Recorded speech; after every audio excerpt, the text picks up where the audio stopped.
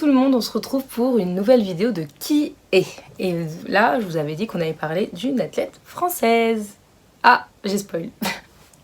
Bon, en tout cas, ce qu'il en est, c'est que le 26 juillet, donc vendredi, débutent les Jeux Olympiques en France. Et je pense que nombreux d'entre vous ont vu passer la flamme olympique, ou du moins des décorations qui mettent en valeur nos athlètes français. Donc pour l'occasion, je me suis dit que je pouvais faire un petit qui est sur une athlète ou un athlète français, et je vous ai demandé de deviner sur les réseaux sociaux donc qui était cette athlète. Je vais pas vous faire patienter plus longtemps, parce que personne n'a réussi à trouver qui c'était. Je vais vous présenter l'histoire incroyable de notre athlète, notre patineuse française, Surya Bonaly. Travailleuse acharnée, déterminée, audacieuse, revenons ensemble sur l'histoire de cette patineuse qui a su marquer l'histoire du patinage à l'international. Avant cela, petite parenthèse, moi c'est Mogi et ce que j'aime faire dans la vie c'est créer du contenu, faire des vidéos notamment sur YouTube. Et j'ai comme projet de réaliser donc des documentaires, des reportages et même pourquoi pas des films. Voilà. Donc si tu veux me soutenir et soutenir mes vidéos, n'oublie pas de t'abonner et de liker, mais aussi donc de t'abonner sur mes réseaux sociaux. Voilà, maintenant que c'est dit, installe-toi bien et nous sommes partis pour cette vidéo qui est Surya Bonaly.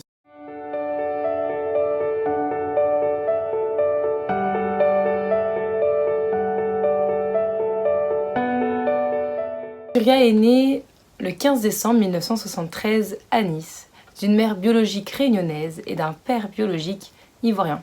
Alors si j'insiste sur le terme biologique, c'est parce qu'elle a été adoptée à l'âge de 8 mois par Suzanne et Georges Bonaly. Suzanne et Georges Bonaly adorent voyager, notamment en Inde. C'est pourquoi ils la prénomment Surya, qui veut dire soleil en hindi. Donc Surya grandit dans la région niçoise, dans une bergerie en ruine que ses parents rénovent. Et donc elle participe à la vie à la ferme, par exemple, des petits travaux du quotidien, traire les chèvres ou accoucher les chevreaux, en tout cas aider ses parents à les accoucher. Autre chose à savoir chez elle, c'est qu'elle suit l'école à la maison. Alors elle en emploi du temps vraiment complet, cours de flûte le matin, cours d'anglais, natation. Sa mère est prof de sport, donc elle l'encourage fortement à pratiquer. Très jeune, elle commence par l'escrime, de la danse classique, puis de la gymnastique. Il faut savoir qu'elle est vraiment très douée dans chacun de ces sports. À 2 ans, elle commence à patiner à la patinoire parce qu'elle accompagne sa mère qui donne des cours de patin à ses élèves. Et je vous ai dit qu'elle a fait de la gymnastique, et c'est vrai, elle commence à 4 ans et elle est même entraînée par Eric Agar, qui est même l'entraîneur de la multiple médaillée européenne Mélanie De Jesus dos Santos. Surya réalise qu'elle aime beaucoup la gymnastique, mais elle a surtout une passion, et cette passion la fera connaître à l'international, le patinage. Elle décide donc de se concentrer à sa passion, le patinage. On dira même d'elle que la gymnastique l'a musclée plus que les autres patineuses, lui conférant un avantage sur la glace. En 1984, l'équipe de France fait son stage à Nice, entraînée par Didier Guélaguet. Sauf que l'équipe prend tous les créneaux de la patinoire, ce qui empêche en fait Surya de s'entraîner. Donc sa mère demande exceptionnellement à l'entraîneur de l'autoriser à s'entraîner 1 heure avec eux. L'entraîneur accepte et là Surya impressionne tout le monde en exécutant un double axel. L'entraîneur dira même par la suite que la France n'a pas de patineur acharné comme Surya. Du coup, il autorise même Surya à s'entraîner et donc faire le stage avec l'équipe de France. Je sais pas si vous imaginez quelle consécration ça peut être pour une jeune patineuse comme ça. Waouh, juste waouh. Et puis je sais pas si vous imaginez, mais là Surya elle a genre 11 ans. Elle a 11 ans. Et en fait, ça s'arrête pas là. Elle est tellement douée, elle a presque le niveau de l'équipe de France, donc Didier Guélaguet lui propose de venir s'entraîner à temps plein avec lui sur Paris. En 1985, elle rejoint Paris avec sa famille et pendant 6 mois, elle s'entraîne à Champigny-sur-Marne, suit les cours en correspondance et vit dans une camionnette avec ses parents. Elle rejoint 1 an plus tard l'équipe de France, elle n'a alors que 12 ans. Et même c'est à cet âge-là qu'elle apprend à faire un salto sur glace. Voilà, trop forte. D'ailleurs, l'entraîneur, il en dit que il a seulement transposé sur glace ce qu'elle faisait chaque matin. Comme quoi, vraiment, la gym a eu un impact vraiment positif sur elle en tant que patineuse. En 1986, elle réalise cette fois le salto devant tout le monde lors du gala de Annecy. Elle n'a que 13 ans et cette même année, elle remporte le championnat du monde junior de tumbling et elle arrive également 2e lors de ce même championnat, mais cette fois-ci senior. 13 ans. En mars 1987, elle participe à la première grande compétition internationale en Pologne, qu'elle remporte, Et pendant la saison 1987-1988, elle remporte également le championnat de France junior de patinage artistique. C'est un début donc très prometteur pour la jeune Surya Bonaly, qui d'ailleurs exécute à peu près 8 à 9 sauts dans ses programmes, alors qu'en moyenne on compte à peu près 8 sauts. Qu'on retient de Surya une appétence pour les sauts, mais surtout un travail acharné. On dira même d'elle qu'elle était toujours contente, mais jamais fatiguée. La saison suivante, 1988-1989, elle remporte ses premiers championnats de France, cette fois-ci senior, en solo comme en duo avec Benoît Vandenberg. Et d'ailleurs son entraîneur, Didier Alaguet, le même que tout à l'heure, dira d'elle qu'elle est prête pour participer aux Jeux Olympiques d'Albertville de 1992. Cette même année, elle arrive 3e au championnat du monde junior de Sarajevo et 10e au championnat du monde senior à Paris. Et il faut savoir que c'est la seule patineuse qui tente le triple lutte et le triple boucle piqué. Bref, ce qu'il faut comprendre, c'est que c'est la seule patineuse qui tente des combinaisons de sauts en compétition. Et d'ailleurs, là, elle s'entraîne à ce moment-là au quadruple saut parce qu'elle maîtrise déjà complètement le triple. Ensuite, Surya Bonaly est aussi donc une femme engagée. En 1990, éclate la guerre du Golfe suite à l'annexion du Koweït par l'Irak. Et donc c'est un conflit entre l'Irak et une coalition créée par les Nations Unies de 35 États menée par les États-Unis. Le bilan humain est tout bonnement catastrophique. On compte du côté de l'Irak 150 000 à 200 000 morts et du côté de la coalition une centaine de morts dont la plupart sont morts suite à un empoisonnement lié aux armes chimiques. C'était le point géopolitique, mais pour revenir à Surya, lors des championnats du monde junior qu'elle remporte à Budapest, elle brandit le drapeau, un drapeau blanc, un drapeau avec le symbole de la paix, pour dénoncer la guerre du Golfe. Elle reçoit suite à ce geste, et surtout à sa victoire, un message du président de la République de l'époque, François Mitterrand, qui dit d'ailleurs « Votre médaille d'or a réjoui tous les Français.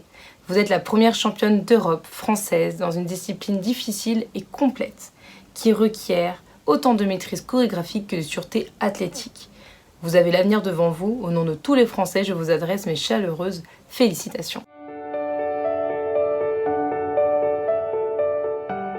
À cette époque, elle reçoit des critiques venant d'autres athlètes, notamment sur la grâce que devrait avoir une patineuse artistique. D'ailleurs, son fiancé et patineur Peter Beaver dira, en tout cas dénoncera en affirmant que Surya doit être toujours plus athlétique que les autres, car étant une patineuse noire, sa grâce sera toujours remise en question. Comme nous l'avons vu, en fait, Surya Bonaly est une étoile montante du patinage artistique dans les années 90, et sa réussite n'a pas été du tout facile, bien au contraire, parce qu'elle n'a pas toujours été bien vue par tout le monde.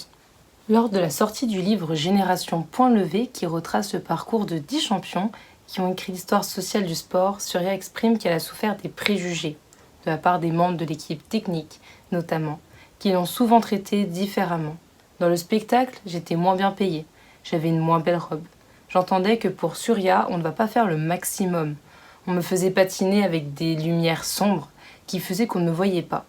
Elle a subi des discriminations, la faisant sentir, comme elle l'a dit, différente. Elle ne venait pas du même milieu, elle était entraînée par sa mère et elle est noire.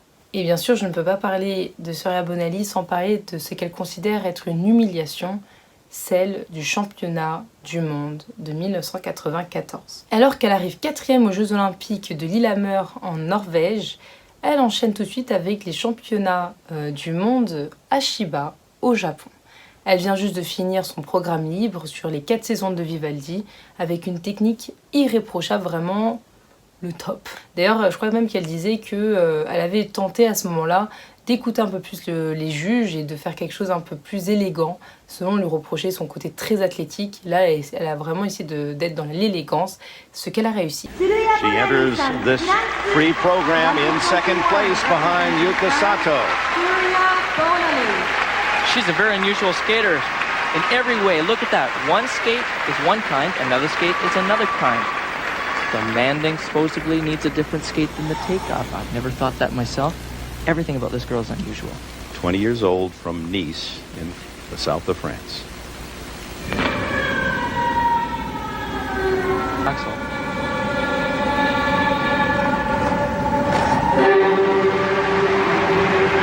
That's very incredible, actually.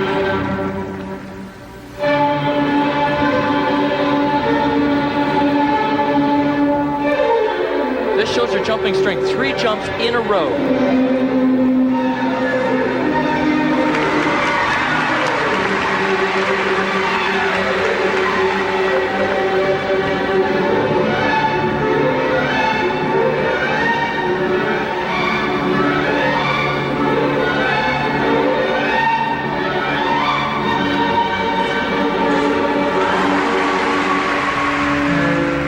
Foot on that landing, but still she's here for business. Vient ensuite la dernière concurrente, la japonaise Yuka Sato, fille des patineurs Nuba Sato et de Kumiko Okawa, très appréciée pour avoir déjà représenté le Japon aux Jeux Olympiques. La jeune japonaise propose une très bonne performance, mais nettement inférieure à celle de la française. Alors que Surya Bonali est à la porte de la médaille d'or, contre toute logique sportive, Surya et Yuka obtiennent la même note, 5 voix contre 4. Les juges décident donc de sacrer Sato à la médaille d'or. Elle dira même d'ailleurs de cet événement « Je n'en revenais pas, c'était incompréhensible, que fallait-il faire? Me peindre en blanc? Les juges auraient pu être justes pour une fois. » Persuadée que jusqu'à présent, sa couleur de peau l'avait toujours desservie, lors de la remise des médailles, elle ne montera pas sur le podium et remettra sa médaille.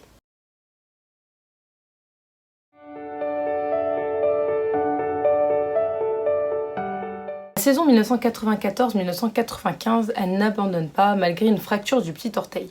Elle parvient même à conserver sa 5e médaille d'or au championnat d'Europe. Sauf qu'en 1996, lors de la tournée annuelle de Champions on Ice, elle souffre d'une rupture du tendon d'Achille. Elle perd donc complètement l'usage de sa jambe droite, ne pouvant plus marcher pendant 4 mois. À ce moment, elle sait que sa carrière est normalement terminée. Mais vous commencez à connaître Surya. Elle refuse cette idée et décide de s'entraîner sur un pied. Elle revient sur la glace après 2 semaines seulement. Je ne sais pas si vous arrivez à vous rendre compte à quel point cette femme est juste extraordinaire et ce mental. 8 mois plus tard, elle remporte le championnat de France à Amiens, mais ça ne suffira pas pour qu'elle soit sélectionnée par la fédération pour les championnats du monde à Lausanne.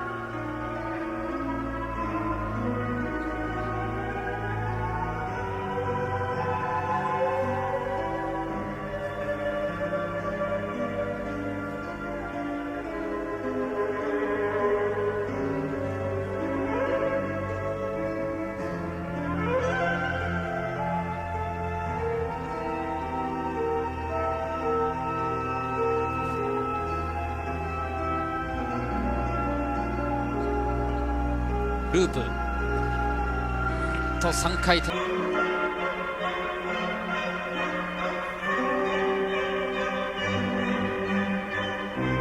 ダブルアクセル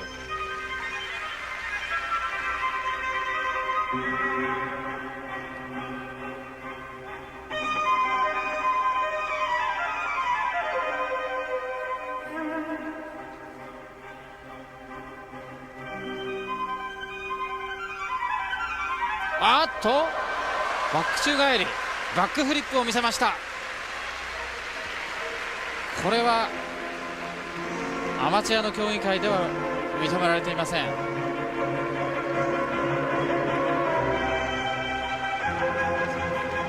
Elle réalise un salto arrière avec un atterrissage sur une jambe. Elle reçoit une ovation de la part du public, mais pour les jurys, c'est un non. Le geste est jugé irrespectueux et c'est en fait une figure interdite dans le patinage. Vraiment, là, le salto arrière est jugé comme insolent. Son mari dira qu'elle voulait le faire quand même, car c'est une athlète qui voulait changer les choses et faire évoluer sa discipline. Elle finit 10e, donc n'atteint pas le podium comme elle le savait, et annonce dans sa foulée la fin de sa carrière. Aujourd'hui, Soraya Bonali, après avoir été 9 fois championne de France en solo, 1 fois championne de France en couple, 5 fois championne d'Europe, 3 fois championne du monde junior, et après avoir participé à 3 Jeux Olympiques, elle est la créatrice d'un mouvement sur glace, le salto arrière, jambes tendues, pieds décalés et réception sur un pied. Une figure qui porte son nom. Elle reçoit en 2019 par le maire de Nice, Christian Estrosi, la Légion d'honneur. Elle devient professionnelle en 1998 et entraîne à Las Vegas, où elle vit actuellement, et à Minneapolis. Elle est aujourd'hui naturalisée américaine.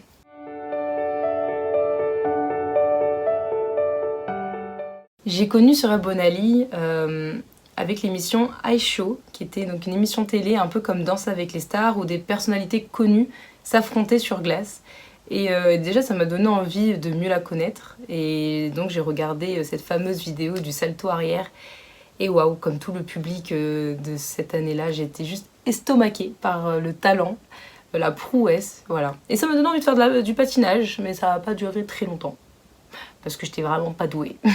En tout cas, le départ de Soraya Bonali en 1998, on retiendra surtout que ça a été un départ avec panache. On retiendra de Soraya Bonali son talent, son travail sans limite, sa façon de casser les codes et son combat contre le racisme et la discrimination. Dans un sport très conventionnel où quand on est une athlète noire, il ne suffit pas seulement de bien faire, il faut juste être parfaite. Si vous avez suivi la vidéo jusque-là, je suis trop contente et mettez en commentaire salto. Voilà, comme ça, petite ref au salto arrière. Voilà, j'espère que le parcours et surtout cette force mentale qu'a Soraya Bonali aura su vous inspirer. Ce qui compte, c'est de rester qui on est, quoi qu'il arrive. Et de croire en nous, tout simplement, voilà. Si la vidéo vous a plu, n'oubliez pas de vous abonner, de liker la vidéo et on se retrouve pour la prochaine. À bientôt, bisous.